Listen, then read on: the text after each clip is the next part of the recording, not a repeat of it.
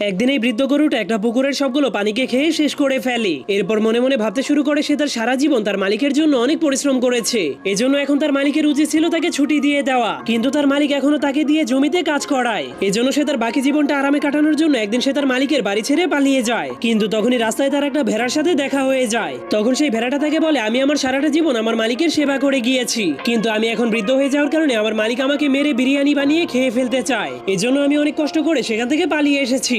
যা শোনার পর বৃদ্ধ গরুটা তাকে বলে, তুমি বাকি জীবনটা শান্তিতে কাটাতে চাইলে আমার সাথে আসতে পারো। এরপর তারা দুইজন মিলে নিজেদের জন্য ভালো একটা ঘর খোঁজার জন্য জঙ্গলের দিকে যেতে শুরু করে। কিন্তু তখনই হঠাৎ করে জঙ্গলের মধ্যে অনেক ভয়ঙ্কর একটা ঝড় তুফান শুরু হয়ে যায়, যার ফলে গরুটা প্রচন্ড বাতাসের কারণে উড়ে গিয়ে একটা জঙ্গলি শুকরের সাথে ধাক্কা খেয়ে যায়। তখন সেই শুকরটা তাদেরকে বলে, তোমরা জীবন বাঁচাতে চাইলে এখনই জঙ্গল থেকে পালিয়ে যাও, কারণ শিকারীরা আমাকে মারার জন্য আক্রমণ করে দিয়েছে, তোমাদেরকে পেলে তারা তোমাদেরকেও মেরে ফেলবে। তখন তাকে এত ভয় পেতে দেখে গরুটা তাকেও নিজের সাথে নিয়ে যাওয়ার সিদ্ধান্ত নেয়, যার ফলে তাদের দলটা